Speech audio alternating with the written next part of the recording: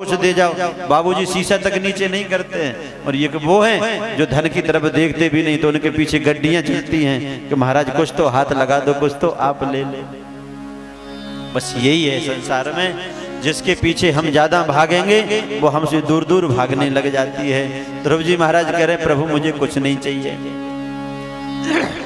भगवान बोले तुम जब यहाँ आए थे ना तो तुम्हारे मन में कामना थी कि मैं राज गद्दी पर नहीं बैठ पाया, गोद में नहीं बैठ पाया, राज करने की भावना थी तुम्हारे अंदर। इसलिए जिस भावना से तुमने मेरा भजन किया है ना, पहले मैं तुम्हारे उन भावों को पूर्ण करूंगा। भजन जिन भावों से होता हो, उस कामना से जो भजन किया है, भगवान सबसे पहले आपकी वो कामना की पूर्ति करेंगे। भगवान ने कहा 36,000 वर्ष तक ध्रुव तुम राज्य करना, पृथ्वी के पूरे सम्राट रहना। तुम्हारे मन में थी ना गोद में नहीं बैठने दिया, तो जाओ 36,000 वर्ष तक तुम राजपाट को संभालोगे। और ध्रुव जी महाराज करे प्रभु मुझे राज नहीं चाहिए। तो ध्रुव जी महाराज से भगवान बोले अभी तो ये भजन की जो तुमने मेरा भजन किया है, ये भजन का बदला है कि तुम पृथ्वी का शासन 36,000 वर्ष तक करना, और फिर मेरी कृपा है उसके बाद। कृपा तो अभी शेष है। कृपा ये है कि मैंने तुम्हारे ही नाम से ध्रुव लोक का निर्माण किया है। जो संसार उसका दर्शन करेगा और ये देखेगा कि जैसे ध्रुव जी ने ध्रुव लोक पा लिया है, ऐसे तुम भी भजन करो, तुम भी ध्रुव की तरह परम पद को पालो। तो आज भी जब दाम्पत्य जीवन में बंधते हैं दो अजनबी विवाह के समय में, तो ब्राह्मण आचार्य वहां पर आपको ध्रुव लोक का दर्शन कराते हैं। आप लोगों ने करे कि नहीं करे? उस समय याद करो, ध्रुव लोक का दर्शन कराया जाता है। लेकिन उस समय तो इतना उत्साह रहता है कि ना तो ध्रुव जी दिखाई देते, ना पंडित जी दिखाई देते, ना अग्नि दिखाई देते। लेकिन कितने अच्छे संबंध है कि दो दाम्पत्य जीवन में फंस रहे हो, मिल रहे हो, ध्रुव को भी दर्शन कर लो। जैसे ध्रुव जी ने भगवान को पा लिया, एक दिन तुम भी भगवान को पा लेना। तुम्हारा जीवन भगवत प्राप्ति के लिए है, इसलिए ध्रुव लोक का दर्शन कराया जाता है। आज ध्रुव जी महाराज के ऊपर ऐसी कृपा हुई भगवान की, ऐसा वरदान दे करके भगवान अंतर्हित हुए। और ध्रुव जी महाराज जैसे राज्य में लौटे हैं, और उत्तानपाद राजा को जैसे ही पता चला तो आज हाथी सजाए हैं, रथ सजाए, घोड़े सजाए, पूरा राज घोषणा कर दी है चलो ध्रुव आ रहा है, भगवत प्राप्ति करके स्वागत करने के लिए चलते हैं। ये वही ध्रुव हैं, जब पहले चले थे तो अकेले थे, आज भगवान की कृपा हो गई तो मेला चल रहा है। बस यही भगवान की कृपा है। पहले कोई साथ देने वाला नहीं था, और जब सब कुछ मिल गया उसके बाद अब साथ छोड़ने के लिए तैयार नहीं है। जबरदस्ती कहते भैया दूर हो जाओ तो भी नहीं होते। जा पर कृपा रामों की होई, जा पर कृपा राम की होई, जा पर कृपा करे सब कोई, जा पर कृपा करे सब कोई, जा पर कृपा राम की होई, जा पर कृपा राम की होई। जिसके ऊपर भगवान की कृपा हो जाए तो संसार की तो फिर अपने आप भीड़ लग जाती है। देख लेना, आप जब भगवान के प्रिय बनने लगोगे, अच्छे आचरण हो जाएंगे, अच्छे विचार हो जाएंगे, तो अपने आप दुनिया के लोगों को आप अच्छे लगने लग जाओगे। इसलिए भगवान का भजन आप खुद के लिए ही बहुत अच्छा होता है। आज ध्रुव जी महाराज आए हैं, उत्तानपाद राजा ने राज सिंहासन सौंप दिया ध्रुव जी को, और राजपाट ध्रुव जी महाराज संभालने लगे। उत्तानपाद राजा गए हैं, अपना इन्होंने उद्धार किया। इनके भाई जो सुरुचि के पुत्र उत्तम हैं, बड़े उद्दंड हैं। आज अलकापुरी में, हिमालय के पास जहां है, उस अलकापुरी में 1,30,000 यक्ष रहते हैं। उत्तम गए यक्षों से इन्होंने लड़ाई ले ली, युद्ध ठाने लिया।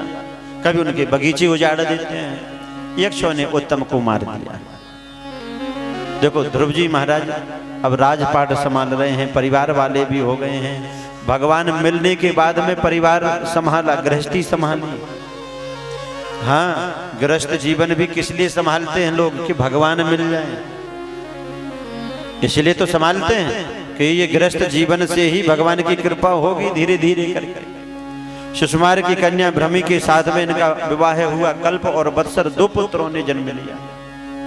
दूसरा विवाह वायु की पुत्री इला से हुआ। एक कन्या ने जन्म लिया और एक बेटा उत्कल ने। ध्रुव जी महाराज राजा बन गए। अब पहले भक्त थे, भगवान की कृपा हो गई। अब समय बीतने लगा, सत्संग छूट गया। अब देखो राजा को तो जो राज्य की नीति है उसके अनुसार चलना है। जैसे ही सूचना मिली कि उत्तम को मार दिया है, अब सेना सजाई है। ध्रुव जी महाराज ने अलकापुरी में चढ़ाई कर दी। बहुत से यक्षों को मारना प्रारंभ किया ध्रुव जी महाराज। ध्रुव जी उन यक्षों को जब मारने लगे तो महाराज मनु तक ये सूचना मिली। मनु महाराज आए, ध्रुव से समझाने लगे, बेटा तुम्हारा भाई जो था वो उद्दंड था, इसी की गलती थी, इसी का अपराध था, और तुम इन निरीह यक्षों को मार रहे हो। ये साधुओं का मार्ग नहीं है। तुम याद करो, तुम्हें भगवान का दर्शन हुआ है, भगवान की कृपा तुम्हारे ऊपर हुई है। याद दिलाया जा रहा है। क्यों? भगवान तो मिले हैं, लेकिन राजा बन गए ना तो सत्संग छूट गया, और सत्संग छूट जाएंगे तो समझ लो भगवान भी दूर हो जाते हैं। अलम वत्सातिरोषेण तमो द्वारेण पापमना येन पुण्य जना नेता न विधि त्वमनागसा। महाराज मनु समझा रहे हैं, ये साधुओं का मार्ग नहीं है। नायम मार्गो ही साधु नाम ऋषि केशान वर्ति नाम। साधु किसी जीव को मारता नहीं है, सब पर दया करते हैं, इसलिए इनको छोड़ दो। आज ध्रुव जी महाराज को समझाया, ध्रुव जी महाराज ने युद्ध को बंद कर दिया। समय धीरे धीरे बीतने लगा। 36,000 वर्ष कब बीत गए पता ही नहीं चलता। ऐसी हमारी उम्र कब हम बूढ़े हो जाते पता ही नहीं चलता। हाँ, सब तारीखें तो याद रहती हैं। इस तारीख को विवाह हुआ था, इस तारीख को हमारा जन्म हुआ था, पर बूढ़े कब हो गए वो डेट पता ही नहीं चलता कि कब हम बूढ़े हो गए। देखते देखते पता नहीं चलता है। ऐसे ये राज का समय 36,000 वर्ष व्यतीत हो गए, ध्रुव जी महाराज को पता ही नहीं चला। अब बुढ़ापा आ गया। अपने पुत्र उत्कल को राज दे करके ध्रुव जी महाराज वन में चल पड़े। आज संध्या कालीन बेला में हरिद्वार बद्रीनाथ के रास्ते वही बैठे, कई पत्ते खा करके भगवान का भजन करते हैं, भगवान की याद में डूबे हैं। संध्या का समय है। 2 पार्षद आए हैं भगवान नारायण के सुंदर विमान लेकर के ध्रुव जी महाराज को लेने के लिए। और ध्रुव जी महाराज से प्रार्थना कर रहे हैं, आप ध्रुव जी महाराज बैठो, इसमें हम आपको आपके लोक तक छोड़ दें। और ध्रुव जी महाराज जब देख रहे हैं कि वो बुला रहे हैं तो मना कर रहे हैं कि अभी रुक जाओ, अभी संध्या का समय है, मैं पहले संध्या बंदन कर लूं, इसके बाद चलूंगा। ये है भगवान की कृपा।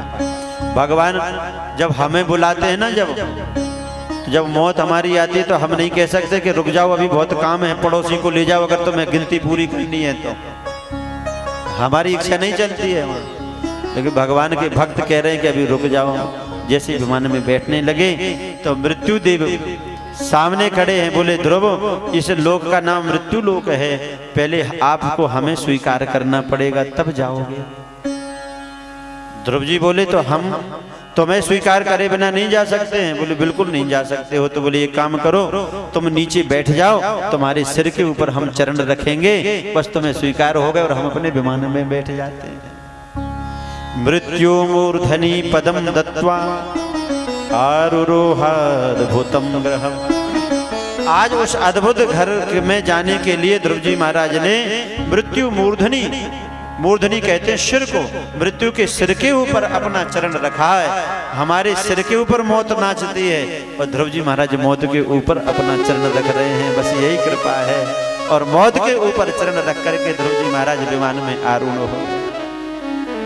विमान चल पड़ा है ध्रुवलोक को। और आज बीच रास्ते में ध्रुव जी पहुंचे थे, माता जी की याद आ गई। माता जी तो पीछे ही छूट गई। पार्षदों से कहा रोको रोको विमान। क्यों? अरे बोले हमारी माताजी तो नीचे ही रह गई हैं, पहले उनके लिए तो विमान लाओ। तो आज पार्षदों ने दिखा दिया, ध्रुवो तुम्हारा जैसा भक्त जिस कुल में आ जाता है ना, तो उसकी तो 21 पीढ़ियों का उद्धार हो जाता है। पीछे पीछे माता जी का भी विमान चला आ रहा है। बस यही है कृपा। जिस परिवार में अगर एक भक्त आ जाए तो उसकी तो 21 पीढ़ियों का उद्धार हो जाता है। भैया कोई भजन करे, कोई पूजन करे, कोई देवताओं को माने तो उसका सहयोग करना चाहिए, उसका विरोध नहीं करना चाहिए। माथे पर कोई तिलक लगा रहा है, कोई अच्छे वस्त्र पहने हैं, भगवान के मंदिर में जा रहा है तो उसे देख करके पाखंडी मत बोलो, अपशब्द मत बोलो। अगर कुछ नहीं कर सकते हो तो कम से कम उसके मार्ग में रोड़ा तो मत बनो। ये भजन इतना सरल नहीं है, ये भजन इतना सहज नहीं है। बिना भगवान की कृपा के भजन नहीं होता, ये भी पक्का है। इसलिए परिवार का कोई भी व्यक्ति अगर माता भगवान की ओर बढ़ रही हैं तो उनको मत रोको, क्योंकि ये भगवान की कृपा है। तुम्हारे परिवारी जन न जाने कब भजन कर पाए कि नहीं कर पाए, और अगर ये भगवान की ओर बढ़ रहा है तो पूरा परिवार तुम्हारा उद्धार कर देगा। इसलिए मार्ग में रोड़ा मत बनो, सहायता करना चाहिए उन भक्तों की। साधु महात्मा जिस भेष में दिखे उस भेष को प्रणाम करना चाहिए। ये नहीं कहें कि आजकल कुछ डाकू चोर भी इस भेष में आ जाते हैं, नहीं। जिसने अपना परिवार छोड़ दिया, जिसने अपना सब कुछ छोड़ दिया है, उसके लिए अगर हम अपशब्द कहेंगे तो ध्यान रखना, भगवान सब कुछ सहन कर लेते हैं, लेकिन अपने भक्तों का अपमान भगवान सहन नहीं करते हैं। इसलिए अब उनके भक्तों को देख करके आप सहायता करो। हो सकता है उनके भजन में सहायक बन जाओ, लेकिन भजन में बाधक नहीं बनना चाहिए। बोले ध्रुव जी महाराज की जय। इदं मया ते भीतं कुरुद्वः ध्रुवस्य विख्यात विशोध कर्मणः हित्वार्भका क्रीडन कानि मातृगुरु गृहं च विष्णु शरणं यो जगामः। मैत्रेय मुनि कहते हैं जो भगवान के इस ध्रुव की चरित्र को सुनते हैं, ध्रुव के ऊपर कैसे भगवान की कृपा हुई है, उसी प्रकार से सभी भक्तों के ऊपर भी भगवान की कृपा होती है। क्योंकि ध्रुव जी महाराज ने तो सब कुछ छोड़ दिया, इसलिए तो भगवान की कृपा हुई है। और जो अपना सर्वस्व छोड़ देता है भगवान के लिए तो भगवान उसे अपने बैकुंठ तक को छोड़ देते हैं। इसलिए तो ब्रजवासी गाते हैं, हो मैंने छोड़ी रे जगत की यारी कन्हैया मेरा यार मिल गया। मैंने छोड़ी रे जगत की यारी कन्हैया मेरा यार मिल गया। ओ मैंने छोड़ी रे जगत की यारी कन्हैया मेरा यार मिल गया। मैंने छोड़ी रे जगत की यारी कन्हैया मेरा यार मिल गया। ओ यार मिल गया, दिलदार मिल गया, यार मिल गया, दिलदार मिल गया। ओ यार मिल गया, दिलदार मिल गया, यार मिल गया, दिलदार मिल गया। मैंने छोड़ी रे जगत की यारी कन्हैया मेरा यार मिल गया। मैंने छोड़ी रे जगत की यारी कन्हैया मेरा यार मिल गया। देखो कन्हैया मिल गए हैं तो जगत की यारी को छोड़ करके भाव से ताली बजाते हैं भगवान को भजो।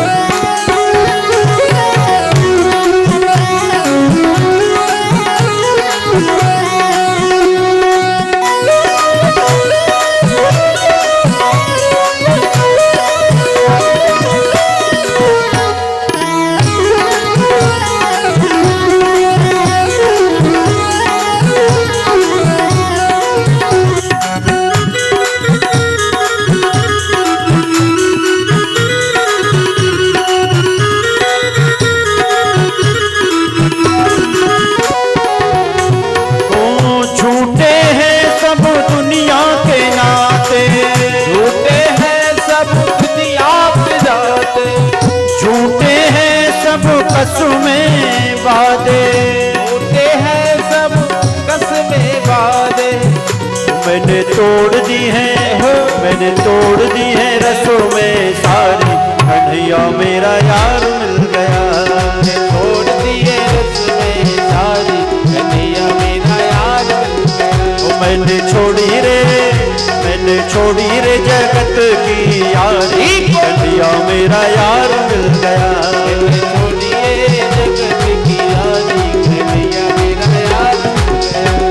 के हरी लाल की हो।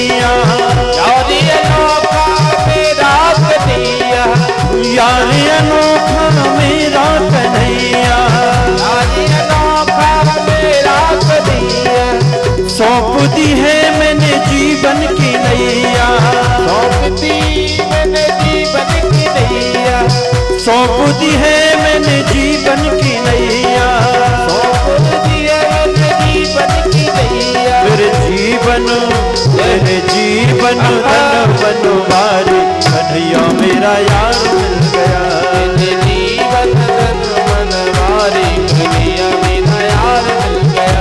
ओ यार मिल गया दिलदार मिल गया, यार मिल गया दिलदार मिल गया। मुझे यार मिल गया दिलदार मिल गया, यार मिल गया दिलदार मिल गया।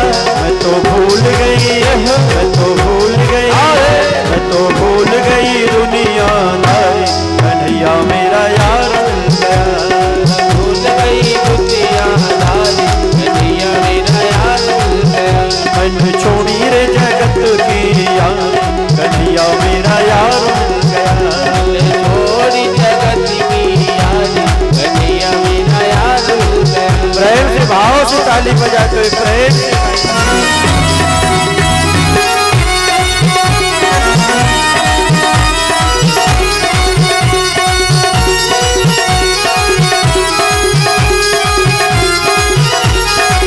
श्री राधे।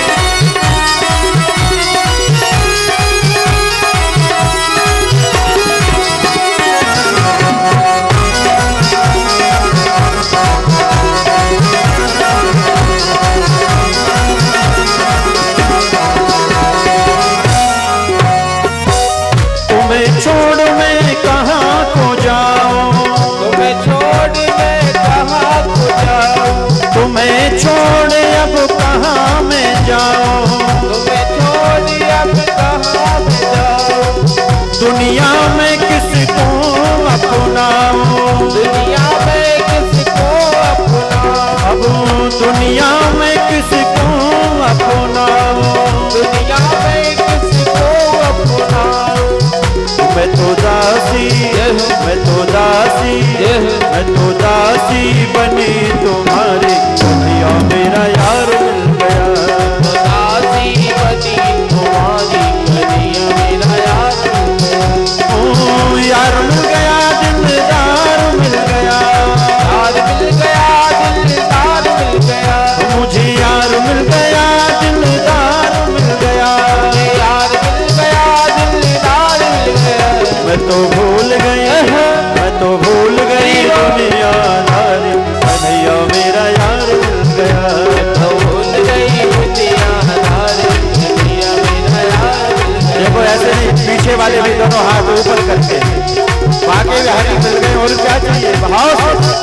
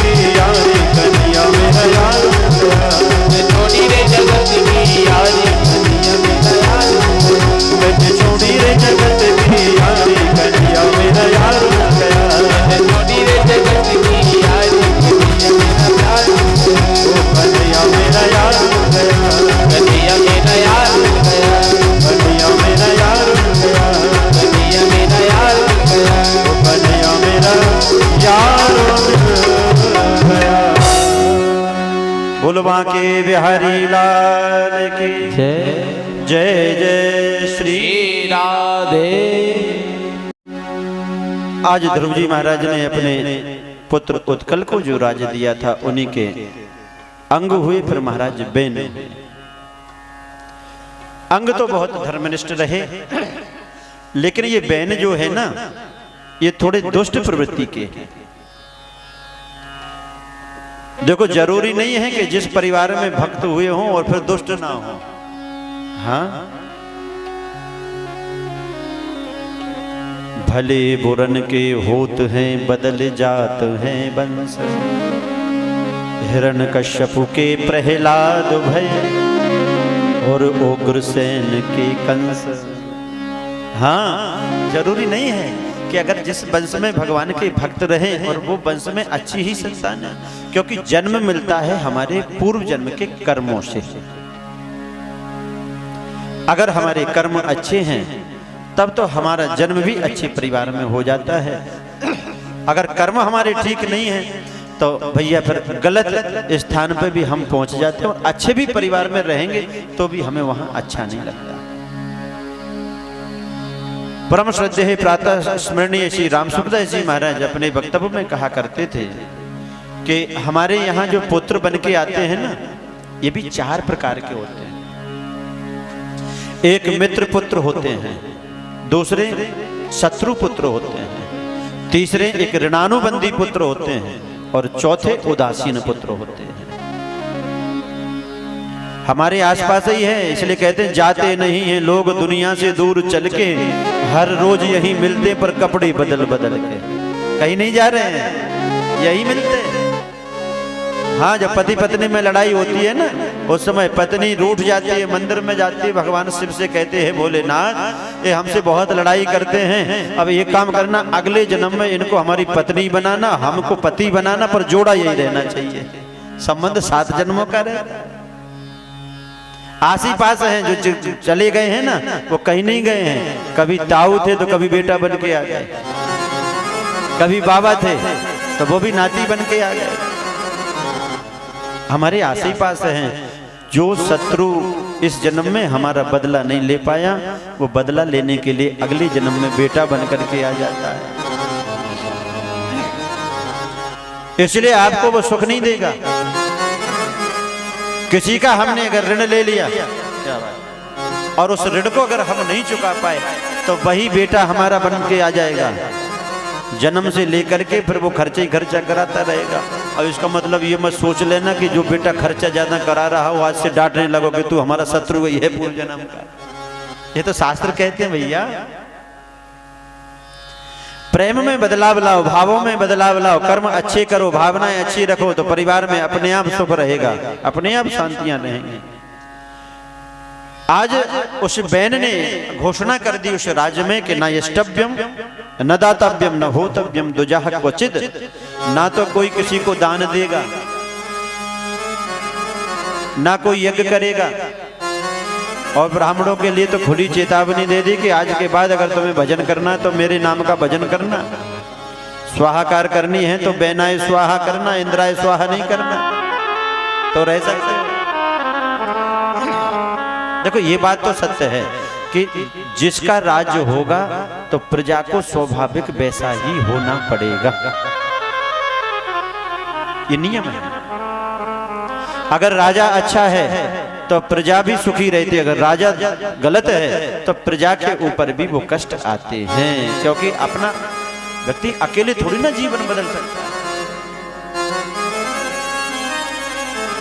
आज अत्याचार करने लगा, ये अपने आप को ही इसने भगवान बना लिया। हन्यताम हन्यताम ऐसा पापः प्रकृति दारुणः। आज ऋषियों ने बहुत समझाया बहन को कि तुम राजा हो और राज के पद का दुरुपयोग मत करो, मान जाओ,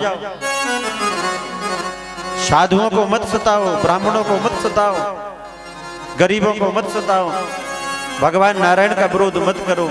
लेकिन ये जब माने नहीं ना, तो उन संतों ने ऐसा श्राप दिया कि तत्क्षण ही बहन की मौत हो गई है। हन्यताम हन्यताम, ये सारे मार दो इसको, बड़ा पापी है, और पापी को मारने के लिए कोई पाप भी नहीं लगता है, इसको तत्क्षण ही मार दो। देखो पहले तो मौका दिया सुधरने का, लेकिन जब नहीं सुधरा तो फिर इसको भुगतना पड़ा। अब पहले तो ये राजा दुष्ट था तो प्रजा इसलिए दुखी थी, अब कोई राजा ही नहीं है, तो अब राज्य में मनमानी चल रही है, चोर बढ़ गए, डाकू बढ़ गए, व्यभिचार बढ़ने लगे, मनमानी लोग करें। उन ऋषियों ने विचार किया कि अब क्या करें, बिना राजा के अब कैसे प्रजा रहे। अथ तस्य पुनर्विप्रेरपुत्रस्य महीपते बाहुभ्यां मध्यमानाभ्यां मिथुनो समपद्यता। आज उन ऋषियों ने उस मरे हुए बैन के शरीर की जंघा का मंथन किया। देखो ये विज्ञान था, तो उससे जो है एक निषाद जाति प्रारंभ प्रकट हो गई है। छोटा सा बौना सा काला सा पुरुष प्रकट हुआ। उन ऋषियों ने सोचा कि ये हमारे काम का नहीं है, तो कहा तुम निषिद्ध बैठ जाओ, तुम हमारे मतलब के नहीं है, राजा बनने योग्य नहीं हो। तो वन में रहने वाले जो निषाद जाति है, इसी बैन से उसकी उत्पत्ति है। अब अलग अलग स्थान पर जन्म लेने से इस मनुष्य योनि में भी पाप योनियां होती हैं, भोग योनियां होती हैं। जो गोस्वामी जी ने उत्तरकांड में बताया ना, आभीर जमन किरात खस्व पचाद अति अगरूप जे पायो परम विश्राम राम समान प्रभु नाही कहूं। तो ये उन्होंने भी तो गिनाए हैं, ये भी भोग योनियां। भुजाओं का मंथन किया है तो एक स्त्री और पुरुष का जोड़ा प्रकट हुआ है। ये पुरुष जो है पृथु महाराज हैं, स्त्री अर्ची महारानी है। ये साक्षात भगवान ही लक्ष्मी नारायण ही बन करके आए हैं।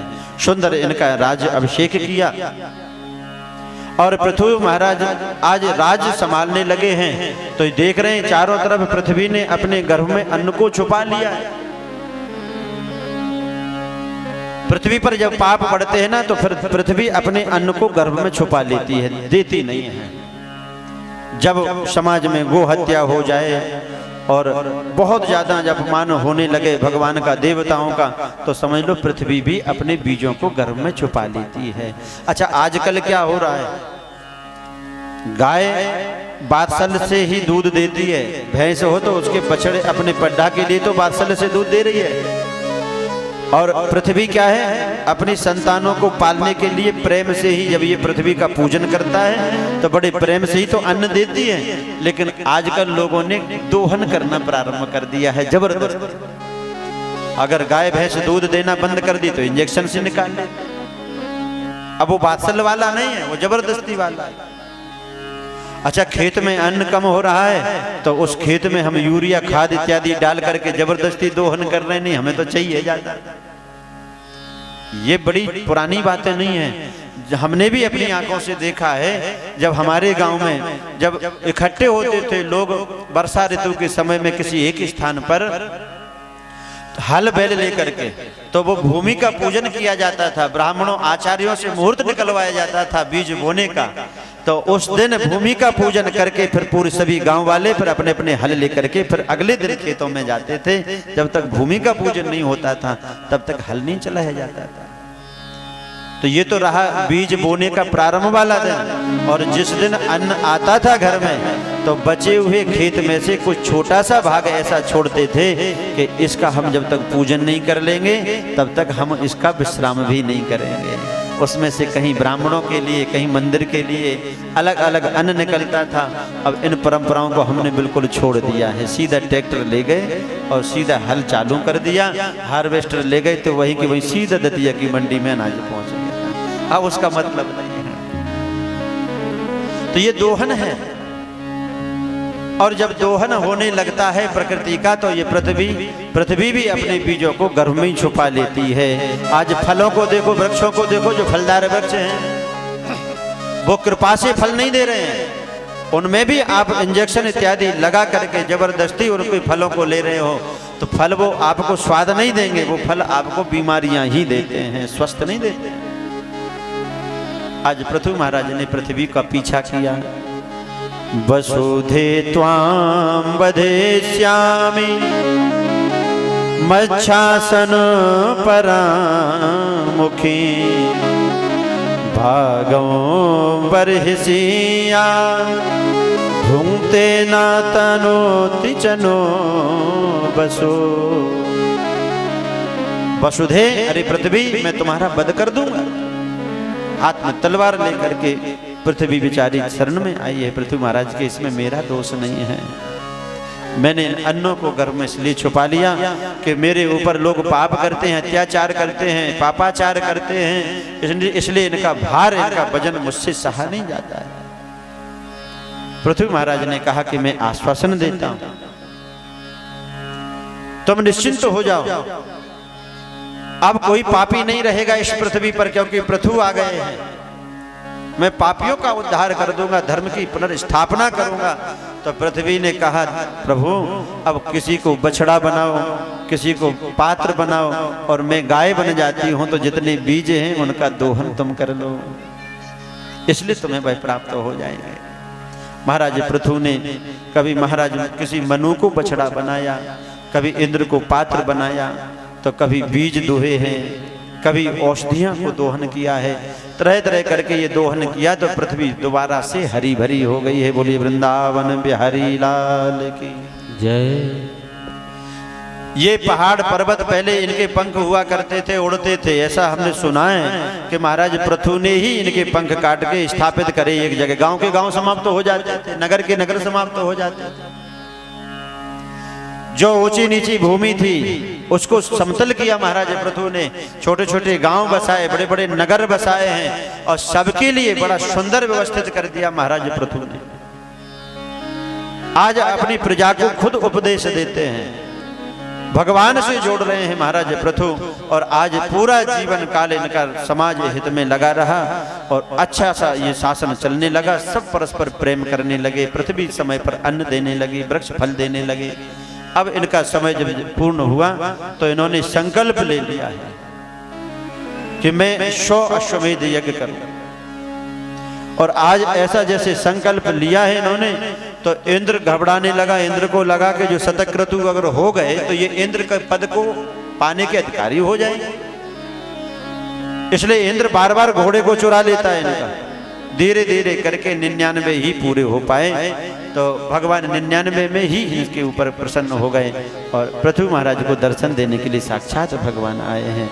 बोले लक्ष्मी नारायण भगवान की। बड़ी सुंदर महाराज पृथु ने भगवान को उस यज्ञशाला में जैसे ही देखा, सामने भगवान खड़े हैं और बड़ा ही अद्भुत भगवान से वरदान मांग रहे हैं। वरान विभो त्वद वरदेश्वराद बुधा, कथम प्रणीते गुण विक्रियात्मना, ये नारकाणामपि सन्ति देहिना, तानीस कैवल्यपते वृणेन च। हे प्रभु, आप सब कुछ देने वाले हैं, लेकिन मुझे कुछ नहीं चाहिए, मेरी कोई कामना ही नहीं है। अगर आप मुझे कुछ देना ही चाहते हो तो बस एक छोटा सा वरदान मैं आपसे मांगना चाहता हूं कि न कामये नाथ तदप्यहं क्वचिन, न यत्र योऽस्मच्चरणाम्बुजा सवः, महत्मान्तर हृदयान् मुखच्युतो विधत्सु कर्णायुतमेष मे वरः। अच्छा आप बताओ, पृथु महाराज ने भगवान से कौन सा वरदान मांगा? हाँ, आपने सुना तो होगा। वो माता इतना ध्यान नहीं देती हैं इन बातों पर, क्योंकि कोई मतलब ही की नहीं है। कौन सा वरदान महाराज पृथु ने भगवान से मांगा कि हे प्रभु, अगर आप मुझसे प्रसन्न हो तो 10,000 कान मेरे शरीर में हो जाएं, 10,000 कान का वरदान मुझे दे दो। 10,000 कान।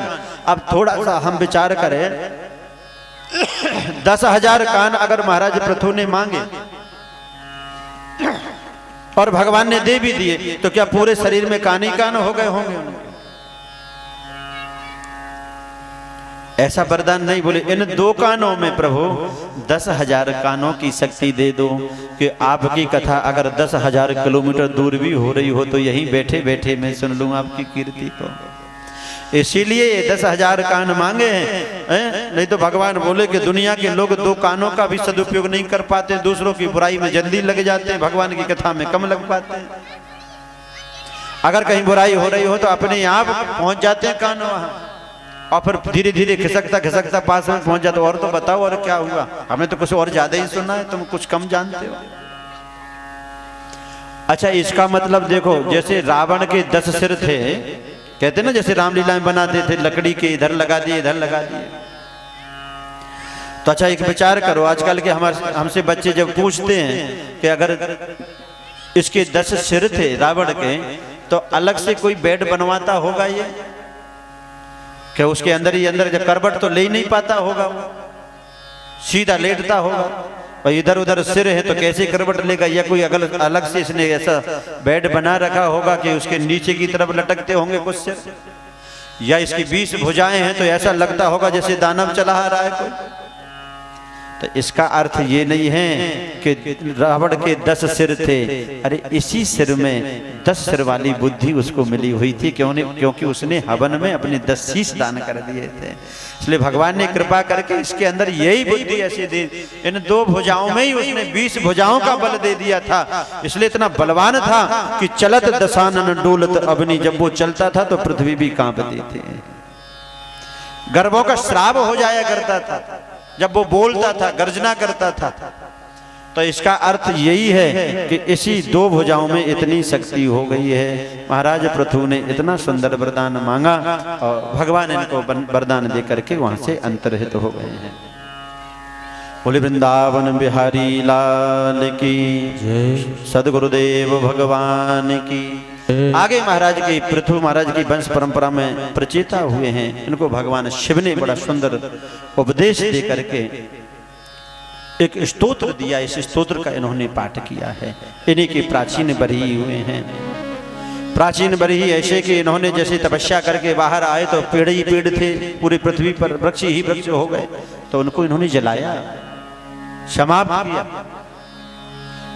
और ये बहुत बड़े बड़े यज्ञ करने लगे। यज्ञ की थोड़ी प्रक्रिया इनकी गलत हो गई, तो नारद जी ने आकर के इनको सुंदर उपदेश दिया है कि देखो, तुमने जिन पशुओं की बलि यज्ञ में दी है वो अपना बदला लेने के लिए आसमान में तुम्हारी प्रतीक्षा कर रहे हैं, खड़े हैं। सुंदर एक पुरंजन उपाख्यान सुना करके इनकी जो विधि थी यज्ञ की, उसी ठीक करवाई है। आगे चल करके महाराज सुंदर चर्चा आती है 5वें स्कंद में महाराज प्रिय व्रत की। इनके जीवन में इन्होंने बड़ा सुंदर प्रिय व्रत किया है। पहले तो इन्होंने मना कर दिया कि हम गृहस्थ धर्म स्वीकार नहीं करेंगे, लेकिन बाद में भगवान की कृपा हो गई तो इन्होंने गृहस्थ आश्रम को स्वीकार किया है। अब कल की कथा में हम लोगों को 3-3 जन्मों की कथा भी सुननी है। माताएं बीच बीच में उठने लग गई हैं ना, तो इसलिए हमारा ध्यान अब इनकी तरफ भी जाता है। तो कल हम लोगों के लिए इस प्रांगण में बड़ा ही उत्सव रहेगा। अभी तक तो ये कथाओं में भगवत चरित्र थे, भक्त चरित्र थे, भगवान की कृपा कैसे कैसे किसके ऊपर हुई है, इन चरित्रों का हम लोगों ने आनंद लिया। कल 3-3 अवतार होंगे इस जगह। पहले वामन बन करके भगवान आएंगे, उसका भी हम आनंद लेंगे। फिर प्रभु श्री राम का दिव्य जन्म होगा। उसके बाद नंद घर आनंद भयो, जय कन्हैया लाल की, इसका भी हमें आनंद। तो भैया आपके यहाँ देखो भीड़ तो बहुत है, अब हमें सावधान भी करना होगा। माताएं सज धज करके खूब आए, पीली पीली साड़ी पहन करके आई, लेकिन सोने की चीजें कम पहन करके आना, क्योंकि चोर का जन्म हो जाएगा कल।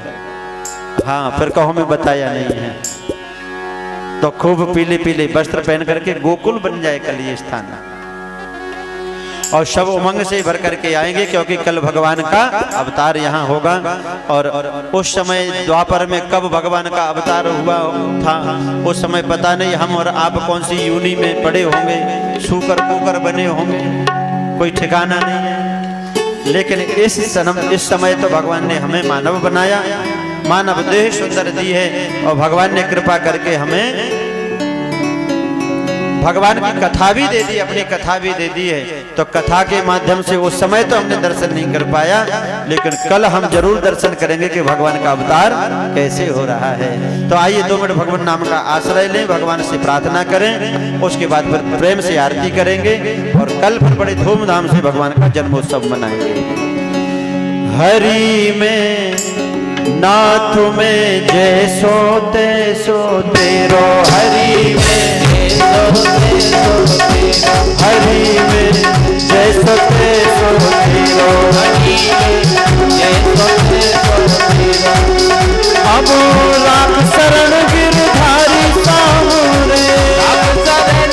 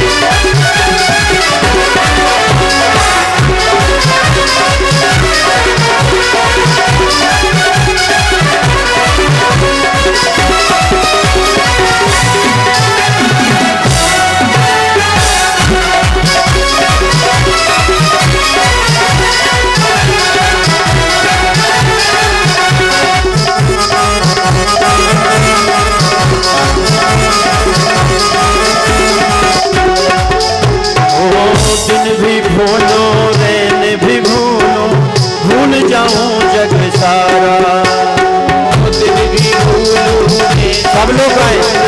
भूल जाऊं जग सारा, ओ तुम्हें न भूलो कुंवर कन्हैया, चाकर दास तुम्हारा। ओ तुम्हें न भूलूं कुंवर कन्हैया, चाकर दास तुम्हारा।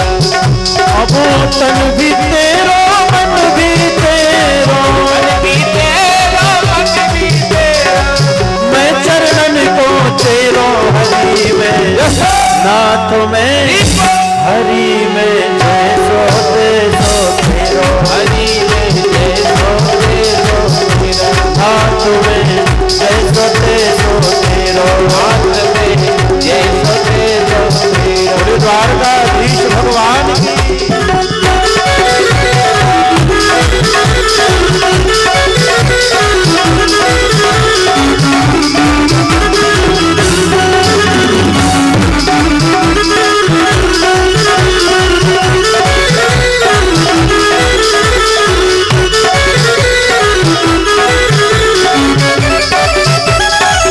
बोलो बरसाने वाले की।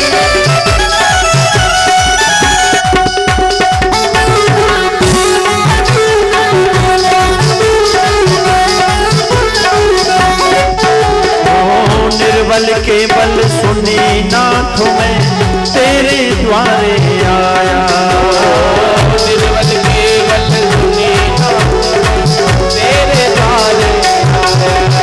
और तेरी कृपा हो ये तो प्यारे, सफल बने ये काया। तेरी कृपा हो ये तो प्यारे, सनसनी में आया।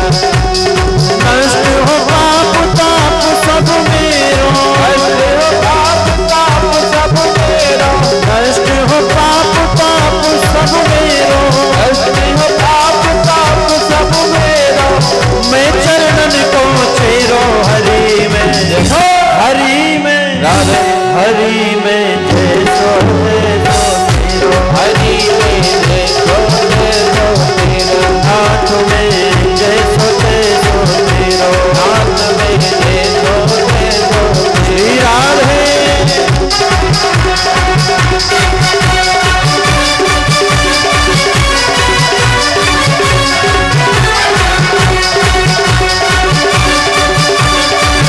बोलिए अयोध्या नाथ की।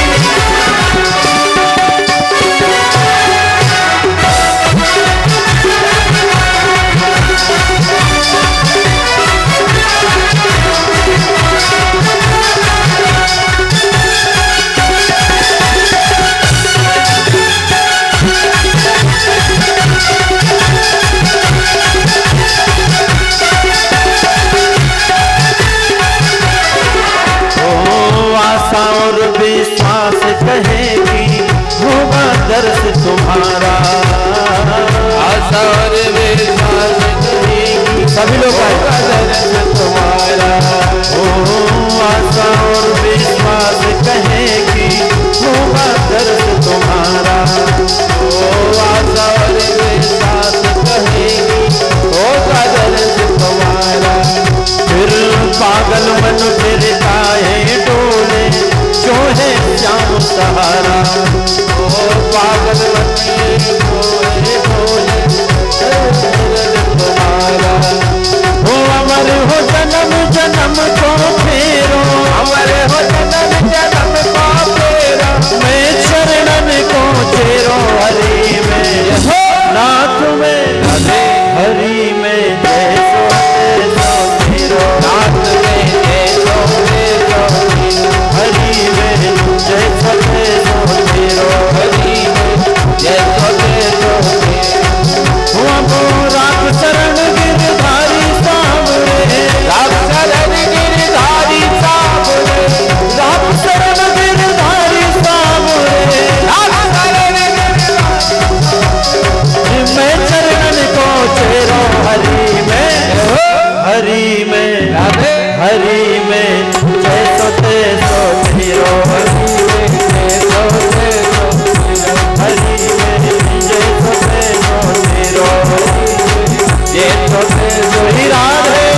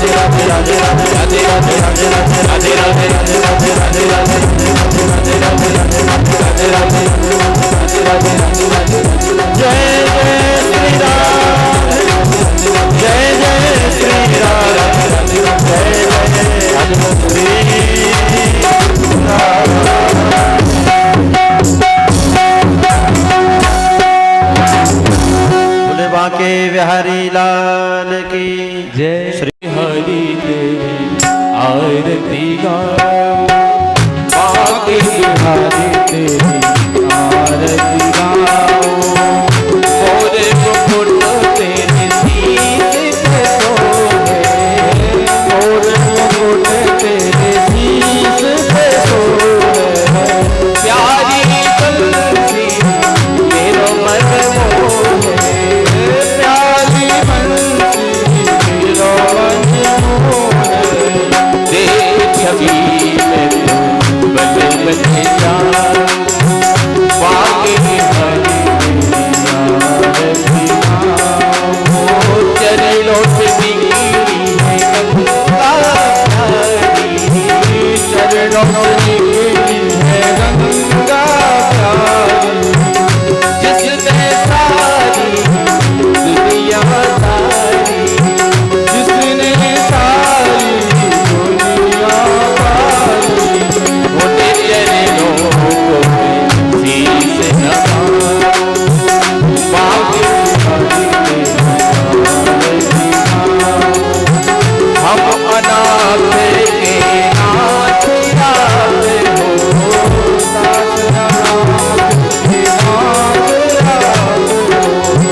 सुख दुख जीवन का साथ याद हो, सुख दुख जीवन का साथ याद हो। तेरी बड़ी छवि बन बन जा,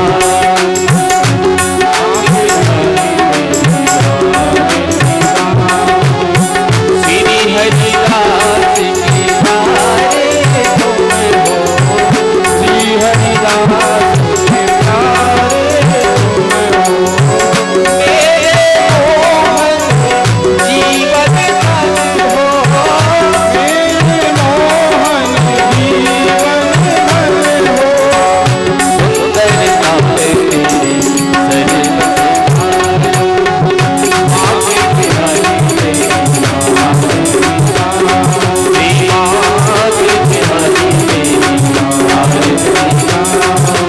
कर्पूर गौरव करुणावतारम संसारसारम नित्यधारम सदा वसंतम विद्याधरेन्द्रम त्वमेव माता त्वमेव बन्धुश्च सखा त्वमेव विद्याद्रविणं त्वमेव सर्वं मम देव ब्रह्मामुरारी चन्द्रार्ककारि भारतस्य गोविन्दो पुरस्ता गुरुस्य शुक्रासनिराहुवे तद्विग्रहशान्तिधरा भवतु। ओम आजलीनाम दक्षिणाकृतनं पुष्पै देवाभिवन्दनं पुष्पांजलिं की सनातन धर्म की, गुरुदेव भगवान की, आज के आनंद की, बस्ती नगर की, राम जन्म भूमि की, कृष्ण जन्म भूमि की। जय जय श्री राधे, जय जय श्री राधे। नमः पार्वती पतये हर हर महादेव। बोले वृंदावन धाम की जय। सभी लोग भगवान की आरती और प्रसाद लेकर के यहाँ से जाएंगे।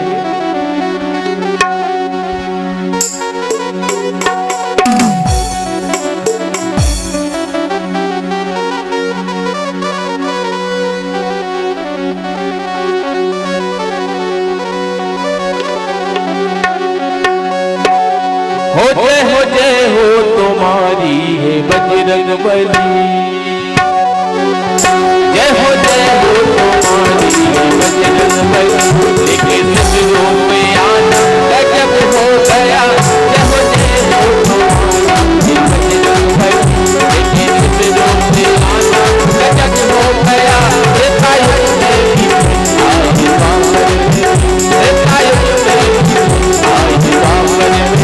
तेरा कलियुग में आना गजब हो गया। जय हो तुम्हारी जय हो तुम्हारी बजरंग बली।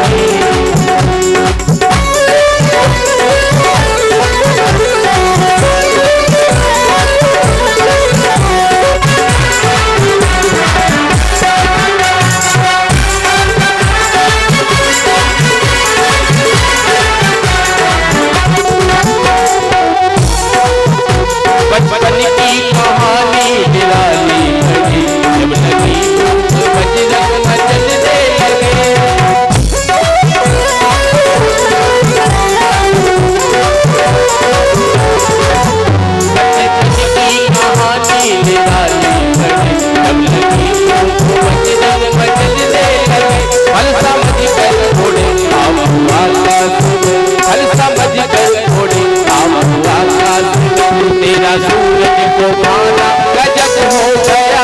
जय हो तुम्हारी जय हो तुम्हारी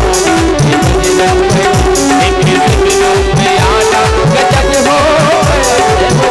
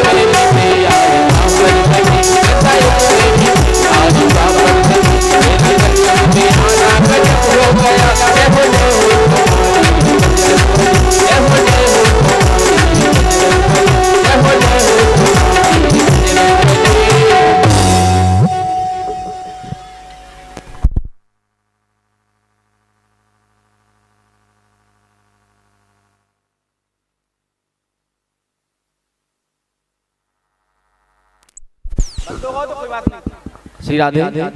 जितने भी इस ग्राम से बाहर से श्रद्धालु जन इस भागवत